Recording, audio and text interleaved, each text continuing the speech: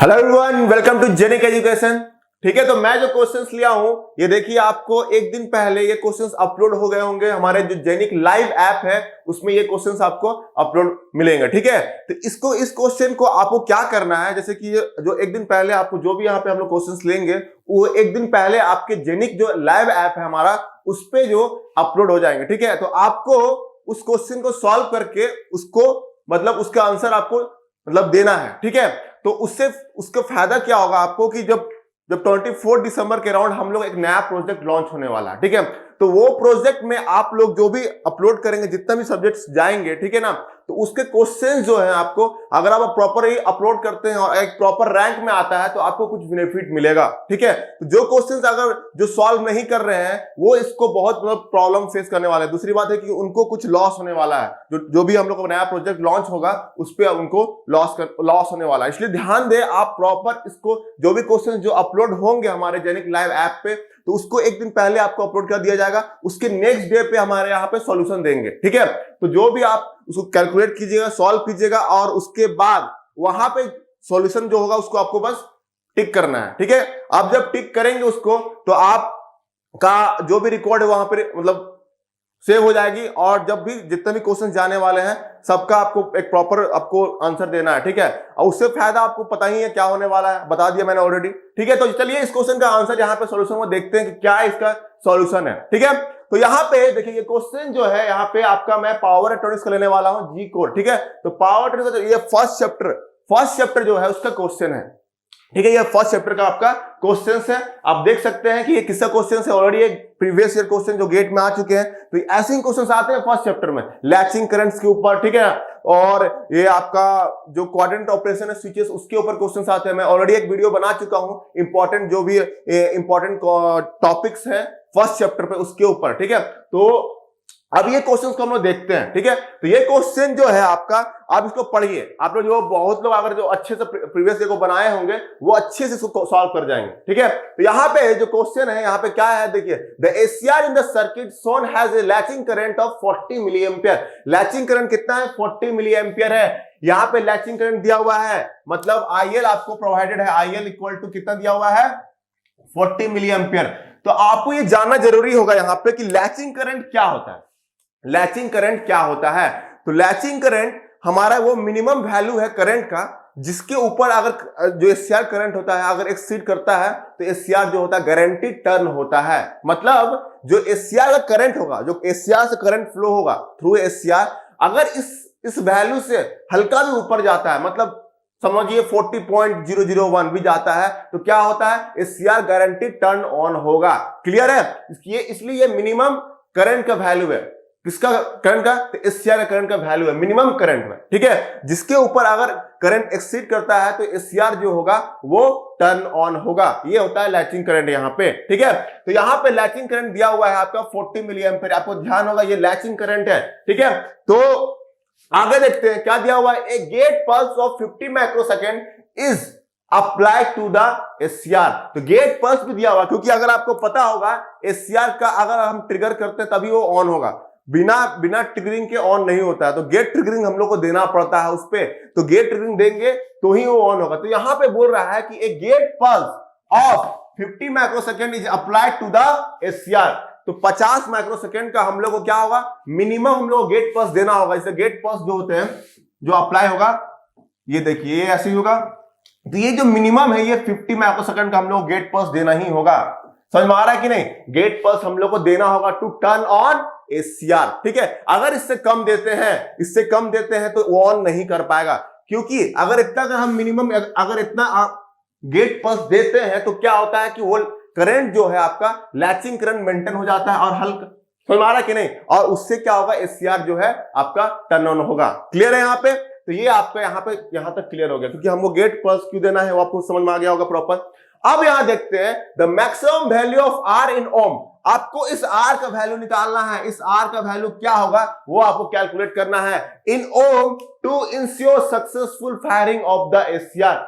Successful firing of the SCR मतलब यहां पे आर का वैल्यू निकालना है जब एससीआर जो होगा वो कब टर्न ऑन हो जाएगा। यहाँ पे सक्सेसफुल बोला है ना फायरिंग, मतलब इनडायरेक्टली एससीआर क्या होगा, टर्न ऑन। अगर एससीआर टर्न ऑन हो गया इसका मतलब क्या होगा, SCR must be short circuited. SCR जो यहाँ पे शॉर्ट सर्किट हो जाएगा। यहाँ पे ये स्विच है ना एक तरह से, यहाँ पे एक स्विच की तरह ऑपरेट कर रहा है, तो ये क्या हो जाएगा, ये शॉर्ट हो जाएगा। ऐसे स्विच बंद हो गया, जब ये टर्न ऑन होगा तो ये शॉर्ट सर्किट हो जाएगा और यहाँ पे आपका ऐसे सर्किट बनेंगे ना। यहाँ पे ये आपका यहाँ पे ये आपका 100 वोल्ट, ये प्लस माइनस, ठीक है, और ये आपका 500 ओम और यहाँ पे 200 मिली हेनरी ये दिया हुआ है। और आपको यहाँ इस आर का वैल्यू निकालना है। ये आर का आपको क्या करना है, आर का वैल्यू निकालना है। क्लियर है यहां तक? तो यहाँ पे आपका ये एससीआर ऑन कब होगा, जब लैचिंग करंट जो है उससे करंट जो है ज्यादा होगा। लैचिंग करंट जो ज्यादा होगा जब एससीआर की तरफ फ्लो करेगा तभी। तो हम लोग बस कैलकुलेशन करने के लिए यहाँ पे लैचिंग करंट को ही लेते हैं, क्योंकि अगर हम एज्यूम, आप समझ के देखिए कि IL equal to 40 milli ampere है, ठीक है, तो 40.0001 भी अगर हम अप्लाई करेंगे तो एससीआर 1 हो जाएगा। लेकिन आपको अगर कैलकुलेशन करना है, सॉल्यूशन बनाना है क्वेश्चंस का, तो आपको IL equal to 40 milli ampere ही लेकर कंसीडर करके चलना पड़ेगा, क्योंकि 40.001 समथिंग रहेगा भी तो nothing but it is 40 milli ampere ही ना, ठीक है। तो यहाँ पे IL equal to 40 milli ampere आपको मान के ही चलना पड़ेगा यहाँ पे।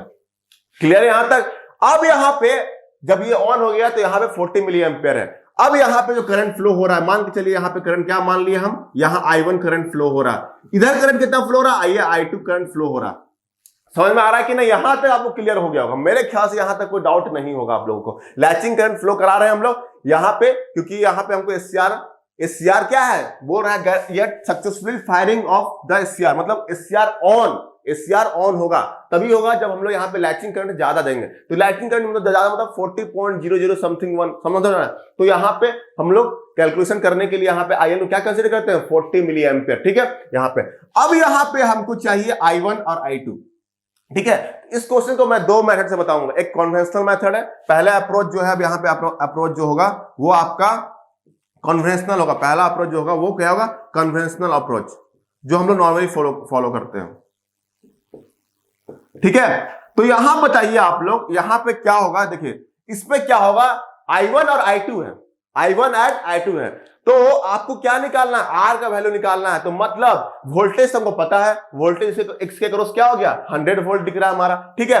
तो बताइए आर का वैल्यू क्या हो जाएगा, 100/I2, नहीं होगा ना, ओम्स लगाएंगे तो 100 इसके क्रॉस क्या होगा, वोल्टेज क्या है 100 वोल्ट। और आर का वैल्यू हमको कैलकुलेट करना है, तो I2 का अगर वैल्यू हमको मिल गया तो आर का वैल्यू हमको पता चल जाएगा। समझ में आ रहा कि नहीं? तो हमको यहां मेरा मेन एम होना चाहिए क्या, I2 का कैलकुलेशन। क्या है, I2 का कैलकुलेशन, ठीक है।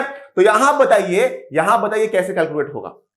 तो चलिए देखिए, उसके लिए आपको I1 जानना बहुत जरूरी है, I1 का वैल्यू क्या होगा वो निकालना बहुत जरूरी है। अब यहां आप बताएंगे कि देखिए ये क्या दिख रहा है आपका, ये RL सर्किट दिख रहा है। क्या है, RL सर्किट दिख रहा है। तो RL सर्किट आप ट्रांजिएंट में पढ़े होंगे, और ये फर्स्ट ऑर्डर भी है। तो यहाँ पे जो फर्स्ट ऑर्डर जो इक्वेशन होते हैं RL सर्किट के, वो यहाँ पे एप्लीकेबल है, क्योंकि यहाँ पे एनर्जी स्टोरिंग एलिमेंट कौन है, इंडक्टर है, और वो एक ही है। तो एक ही है मतलब ये फर्स्ट ऑर्डर है, ठीक है। तो यहाँ पे ये फर्स्ट ऑर्डर है, तो यहाँ पे क्या हो गया आपका, ये यहाँ पे आपका ट्रांजिएंट इक्वेशन जो वैलिड है। ट्रांजिएंट इक्वेशन क्या होता है, अगर इंडक्टर है तो आप लोग जो अप्लाई करते हैं याद कीजिए IL, यहाँ पे I1 इंडक्टर पे क्या है, I1 है, तो यहाँ पे क्या हो जाएगा, I1 infinity plus I1 0 plus minus I1 infinity e⁻ t/τ।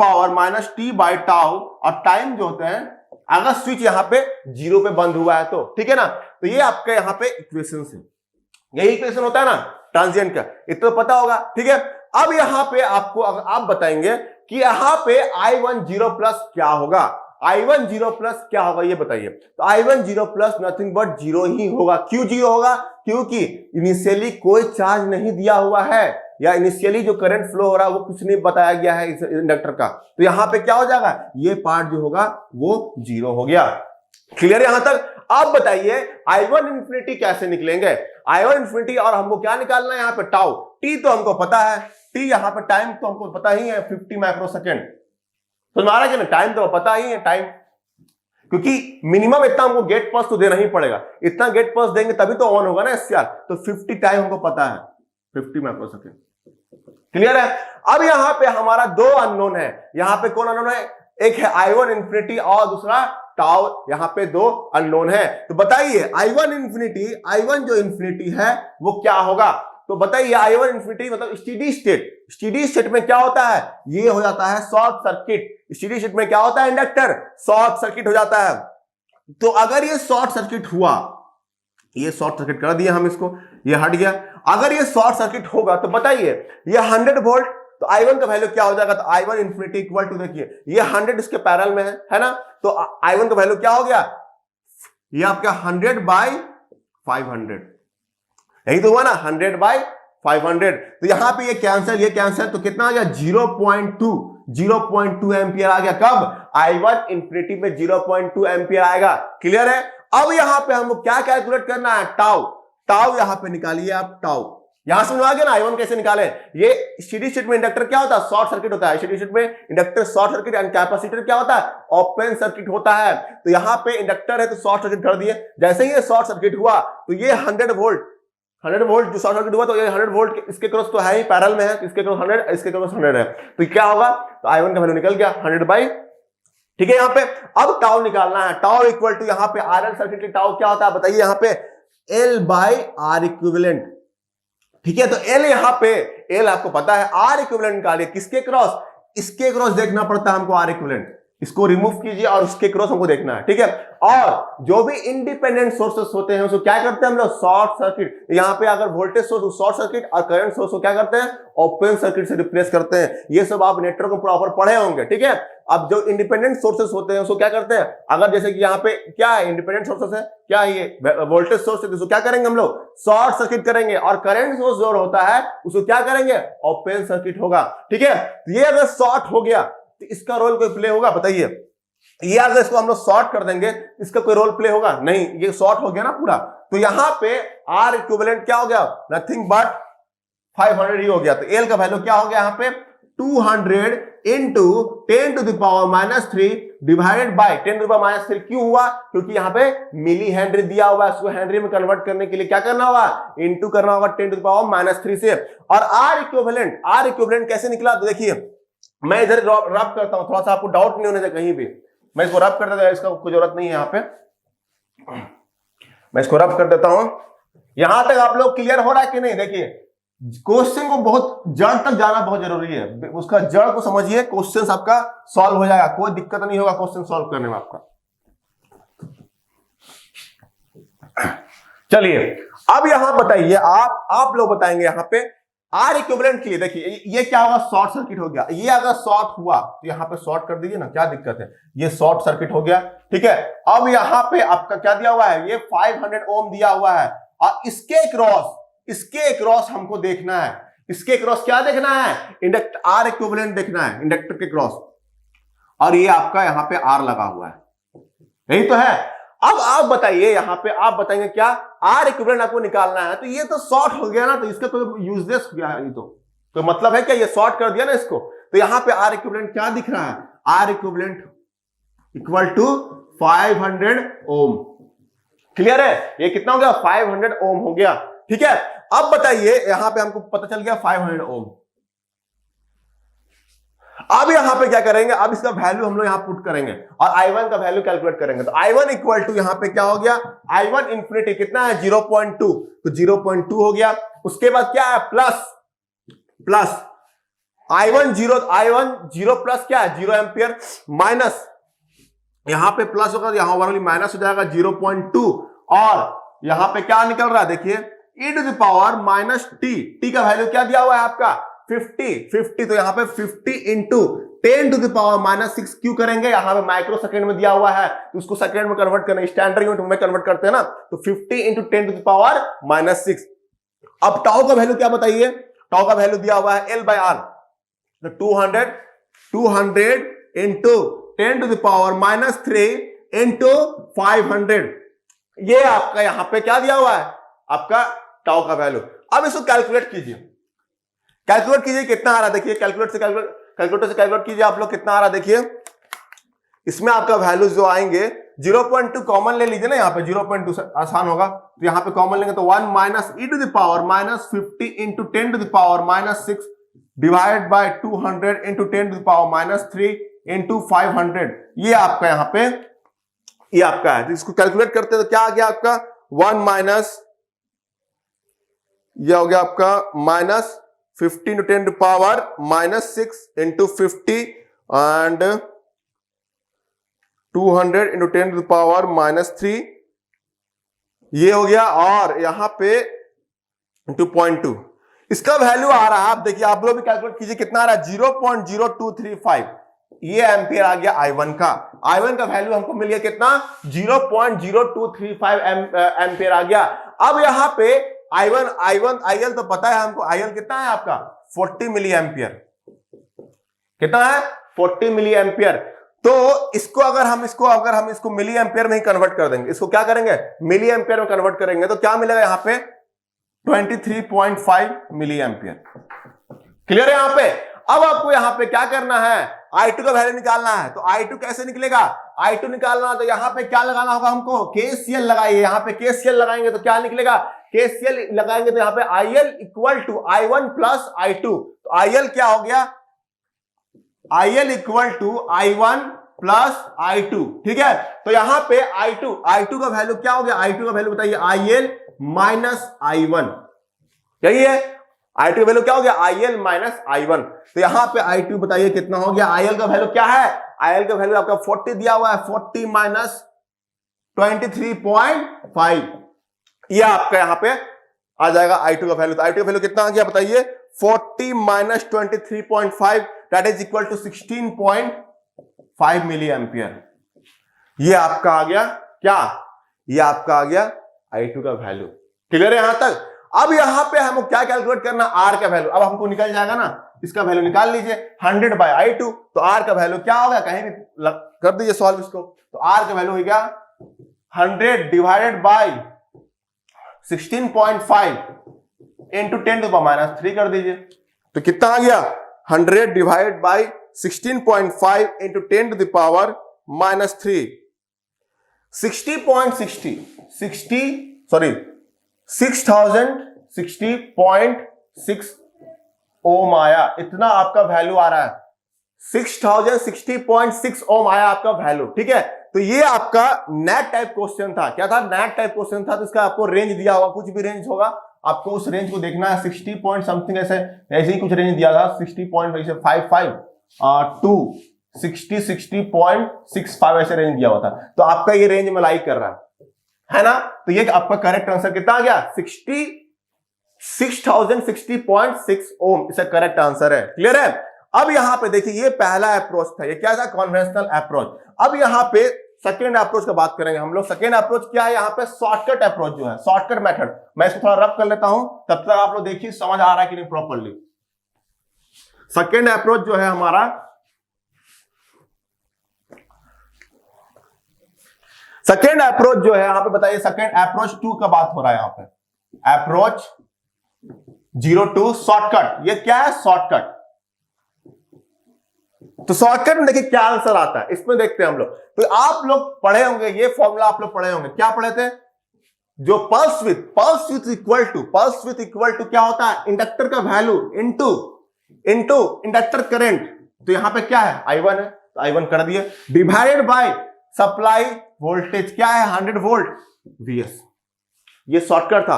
तो इससे आंसर देखते क्या आता है। तो हमको क्या निकालना, I1 निकालना है। तो I1 इज इक्वल टू क्या होगा, I1 equal to T into VS divide by L। तो T का वैल्यू क्या दिया हुआ है, T का वैल्यू दिया हुआ 50 into 10 to the power minus 6, 50 into 10 to power minus 6 होगा, क्योंकि 50 आपका माइक्रो सेकंड दिया हुआ है, इंटू VS का वैल्यू क्या है 100 और L का वैल्यू क्या दिया हुआ है, L का वैल्यू दिया हुआ है आपका 200 मिली हेनरी। तो इसको हेनरी में कन्वर्ट करेंगे तो 10 टू पावर माइनस 3 से हमको मल्टीप्लाई करना पड़ेगा। तो बताइए इसका वैल्यू कितना आ रहा है, I1 का वैल्यू कितना आ रहा है बताइए, 50 into 10 to the power minus 6 into 100 divide by 200 into 10 to the power minus 3।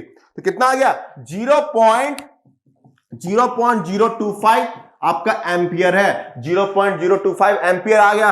अगर इसको आप कन्वर्ट करेंगे किस पे, मिली एम्पियर पे, तो क्या करना होगा 1000 से आपको मल्टीप्लाई करना होगा, तो कितना आ जाएगा 25 मिली एम्पियर।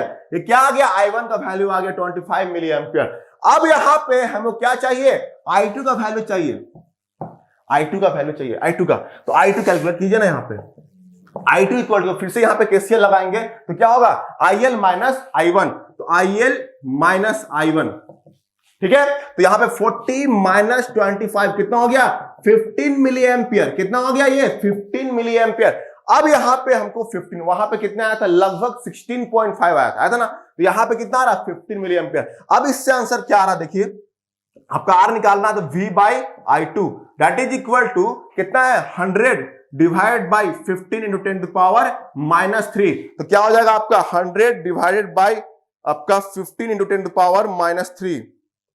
देखिए इसमें आंसर क्या आ रहा है 6666.67 ओम। तो आंसर क्या हो रहा है, कॉन्ट्राडिक्ट कर रहा है। आंसर क्या हो रहा है, कॉन्ट्राडिक्ट कर रहा है। मतलब हमारा जो रेंज दिया हुआ था, देखिए यहां पे लिखा हूं मैंने, यहां पे देखिए 6060 टू 6060.65, तो लेकिन आंसर तो यहां पे बाहर जा रहा है, समझ में आ रहा है कि नहीं। तो ये अप्रोच, जो अप्रोच 2 है शॉर्टकट अप्रोच, ये कहां पे एप्लीकेबल है, तो ये अगर आप नेट टाइप क्वेश्चन है, ये क्वेश्चन क्या था नेट टाइप था, तो अगर आप ये अप्रोच अप्लाई करते हैं पहले और उसके हिसाब से आंसर आप कर देते हैं 6666, तो आपको यहाँ पे रॉन्ग हो जाएगा ये क्वेश्चन, ठीक है। तो इसलिए आपको कन्वेंशनल अप्रोच हमेशा एक बार अप्लाई करना है, समझ में आ रहा है कि नहीं। अगर आपको ऑप्शनल क्वेश्चन दिया हुआ है, अगर एमसीक्यू टाइप क्वेश्चन है, तो आपको क्या करेंगे, आपको शॉर्टकट मेथड से जा सकते हैं, उससे कोई दिक्कत नहीं, उससे चेक हो जाएगा आपका आंसर। लेकिन अगर आपको नेट टाइप क्वेश्चन दिया हुआ है तो फर्स्ट अप्लाई कन्वेंशनल अप्रोच, ठीक है। कन्वेंशनल अप्रोच से आपको परफेक्ट आंसर मिलेगा, ठीक है। और जो भी आईटी के सॉल्यूशन आते हैं वो कन्वेंशनल अप्रोच से ही मिलते हैं, ठीक है ना। आप अगर ये शॉर्टकट लगाएंगे, ये बस चेकिंग करने के लिए है आपका आंसर उस रेंज में आ रहा है कि नहीं, क्योंकि अगर आप जब भी एमसीक्यू टाइप क्वेश्चन होते हैं जिसमें ऑप्शंस दिए रहते हैं, तो अगर आप लगाएंगे ये क्वेश्चन, अगर आप शॉर्टकट अप्रोच लगाते हैं तो आपको एक नियरेस्ट आंसर पता चल जाएगा, नियरेस्ट जो आंसर होता है वो पता चल जाएगा। तो आप जो एमसीक्यू होगा, ध्यान रखिएगा, एमसीक्यू क्वेश्चंस होंगे तो उस पर आप शॉर्टकट अप्रोच लगा सकते हैं। अगर आपका नेट टाइप क्वेश्चन है तो आपको कन्वेंशनल लगाना ही पड़ेगा पहले, नहीं तो अगर आप ये लगाते हैं तो आपका आंसर मिस्टेक हो सकता है, रॉन्ग हो सकता है, तो फिर क्या मिलेगा आपको 0 नंबर मिलेगा, ठीक है। तो यहां पे ये क्वेश्चन एंड होता है और ये क्वेश्चन बहुत सिंपल था, ज्यादा टफ नहीं था। लैचिंग फर्स्ट चैप्टर से ऐसे ही क्वेश्चन आते हैं, लैचिंग करंट के ऊपर, वही पल्स विड्थ के ऊपर क्वेश्चन रहते हैं, और क्या क्वाड्रेंट ऑपरेशन के ऊपर क्वेश्चन रहते हैं। ये सब क्वेश्चन आपको बहुत अच्छे से फोकस करना है। स्विचिंग कैरेक्टरिस्टिक्स ऑफ एसीआर के ऊपर क्वेश्चन आते हैं जिसमें एवरेज पावर और एनर्जी कैलकुलेट करना रहता है, ठीक है। तो ऐसे क्वेश्चन आपको बनते हैं। तो ये क्वेश्चन था हमारा लैचिंग करंट के ऊपर, आपको अच्छे से समझ आ गया होगा आई होप, ठीक है। तो चलिए इस सेशन को यहाँ पे एंड करते हैं इसको। Thank you.